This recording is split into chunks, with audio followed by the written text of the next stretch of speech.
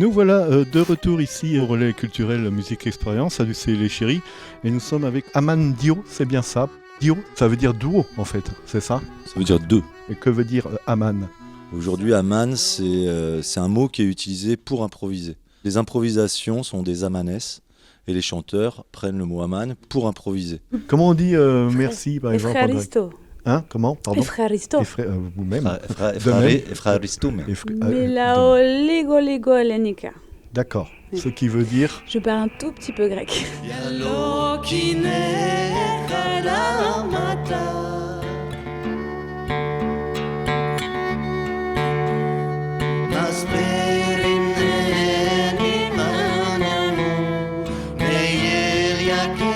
Comment vous êtes rencontrés et réunis autour de cette musique? On m'a demandé un jour de monter un atelier amateur sur les musiques du bassin méditerranéen, les Balkans. Et le hasard a fait que j'ai rencontré des personnes qui m'ont dit qu'il y avait des stages et qu'on pouvait se former. Et donc en fait, je suis tout simplement parti me former.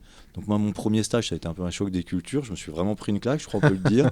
Et puis je me suis mis au travail et puis voilà, j'apprends. Puis bon, après, je suis allé aussi un petit peu en Grèce. Nos chemins, Ricardo et moi, se sont croisés sur Caen. J'ai rejoint l'atelier que Ricardo évoquait tout à l'heure. J'ai eu un moment où je suis partie en voyage avec mon violon. J'ai trouvé facilement à jouer avec les gens. Où on m'a dit viens avec nous à la taverne, là on va jouer. Je tombais vraiment en amour de la Grèce, de l'accueil, de la musique, très teintée d'Orient en fait.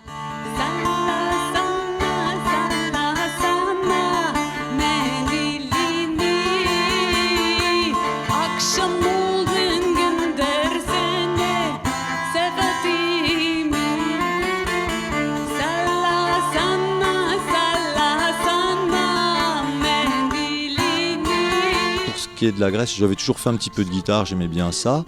Et c'est vrai que la musique grecque, souvent, ce qui la représente, c'est des guitares en accompagnement, le bouzouki. La musique grecque est souvent représentée par des cordes métalliques, en fait. Et c'est très bring, bring, bring. D'accord. D'où l'intérêt que Juliette fasse un petit peu de mandoline, d'où le fait, pour restituer un petit peu le son, je m'aimais pas mal à la guitare et au bouzouki aussi.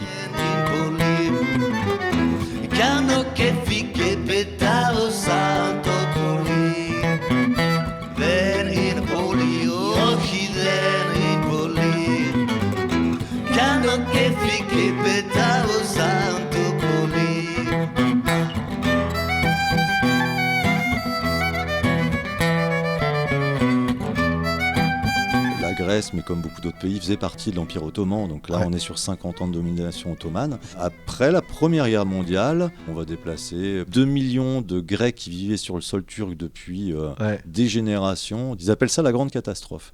Et donc cette musique-là, elle était jouée par ces Turcs grécophones, on va dire. Quasiment la moitié du répertoire rébético a été écrit en prison pour oublier leur exil, ce qu'ils ont perdu en quittant la Turquie. Ils noient leur chagrin, effectivement. Alors, il y a l'alcool, un petit peu. Il y a beaucoup le hashish. Il y a une chanson qui s'appelle Argilemu Yatis Venis. C'est Mon narguilé, pourquoi tu t'éteins?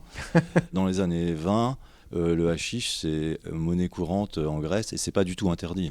Je crois qu'il faut attendre 1935 pour que ce soit interdit. Aujourd'hui, ça heurte. À l'époque, ça ne heurtait pas, quoi. Depuis quelques années, il y a vraiment un regain d'intérêt des jeunes de se réapproprier ces musiques-là. Et du coup, moi, j'ai rencontré beaucoup de musiciens dans la trentaine, quarantaine, qui jouent ça à fond.